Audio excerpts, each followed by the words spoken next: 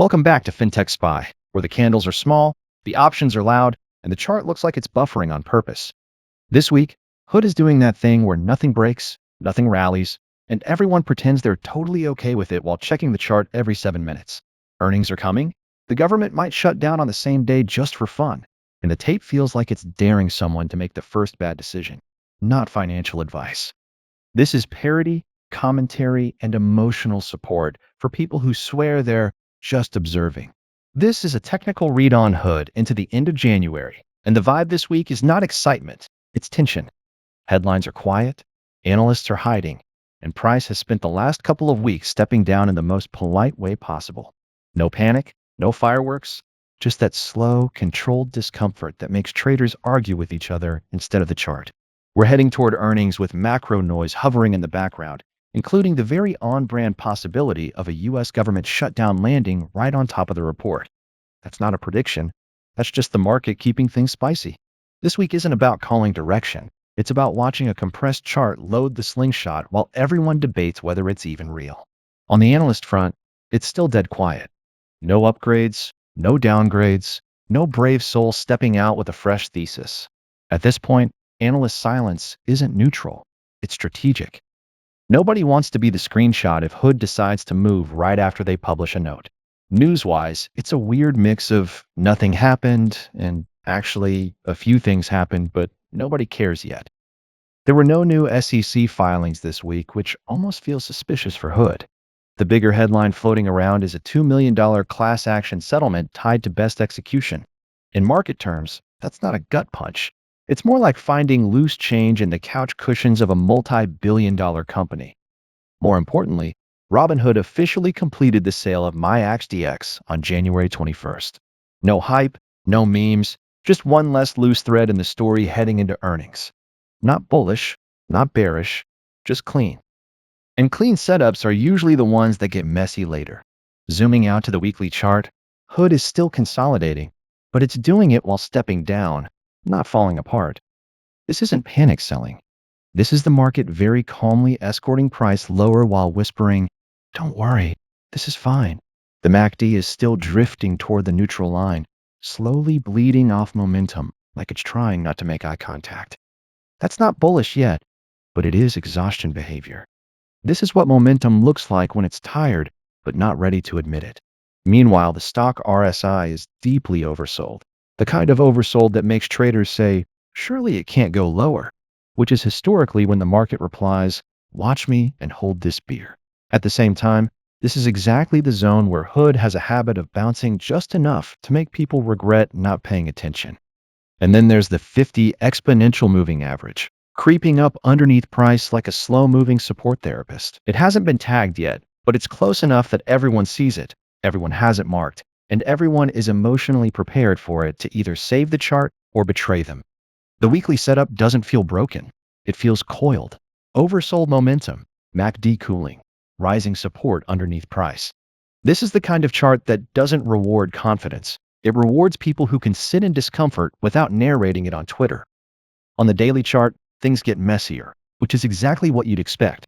Price bounced hard off the 50 exponential moving average, sliced under the 100 exponential moving average like it wasn't even there, and is now leaning on the 200 exponential moving average for emotional support. That's not a trend. That's a custody battle between moving averages. The 50 exponential moving average is starting to curl down toward the 100, setting up a possible crossover that sounds scary until you remember where it's happening. Crossovers after prolonged downside usually don't mean new collapse. They mean the market is tired and about to annoy everyone. MACD is still negative, but the selling pressure is losing urgency. The histogram isn't accelerating anymore, it's just kind of sulking. That opens the door to a reversal attempt. But of course, it does it on a holiday-shortened week because confirmation is apparently optional now. The stock RSI tells the same story with more drama. It's oversold and trying to crawl back toward neutral, which is the indicator version of someone saying, I'm fine, while very clearly not being fine. This is the zone where price either chops sideways until everyone loses interest or snaps back hard enough to make people pretend they were bullish the whole time. The daily chart isn't screaming buy or sell. It's whispering, you're going to hate how this resolves. The 4-hour chart is where all this tension turns into microdrama. The 50 exponential moving average is still acting as resistance and has cleanly crossed above the 100 and 200, which explains why every bounce feels heavy and every rally gets side-eyed immediately. What really stands out is candle size. Candles have been getting smaller all week, which is market code for everyone's nervous and nobody wants to commit. Volatility is compressing, momentum is flattening, and price is just kind of hovering. This is how charts look right before they stop respecting your levels. MACD on this time frame is slowly drifting toward positive territory, teasing a momentum flip that refuses to fully show up. Meanwhile, the stock RSI is overbought and rolling back toward neutral, which sounds bearish until you realize it's been doing that over and over without price going anywhere. This is a coil. Not an exciting one, a frustrating one. Bulls can't reclaim the 50 exponential moving average, bears can't break support, and intraday traders are living off crumbs. Historically, this is when Hood decides to do something rude. For the January 30th expiration, the market is pricing an expected move of about plus or minus $7.36. That's enough movement to hurt feelings, but not enough to guarantee closure.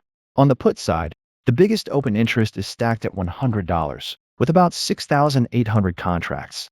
That's the please don't let this break level, the emotional floor where hedges and hope meet. On the call side, $110 has roughly 5,700 contracts, followed closely by $120 with about 6,500. That's optimism, but cautious optimism. Not moon math, just let's get back to where this stopped being embarrassing. Taken together, the chain says traders expect movement, but nobody's confident enough to bet the farm, which lines up perfectly with a chart that's coiled, quiet, and absolutely plotting something.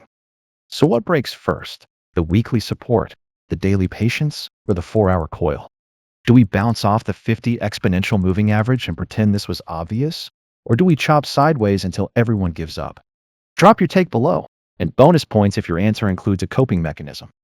If you enjoy this level of overanalysis, chart therapy, and high-quality sarcasm, hit like and subscribe to Fintech Spy. We don't promise price targets, we promise honesty, humor, and sitting in the discomfort together. As always, this is not financial advice. It's parody, commentary, and a reminder that quiet charts are usually the most dangerous ones. Hood doesn't look broken, it doesn't look euphoric, and it definitely doesn't look done. It looks like a chart waiting for a catalyst and daring traders to blink first. Until next time, protect your capital, question your confidence, and remember, if the chart feels boring, it's probably lying.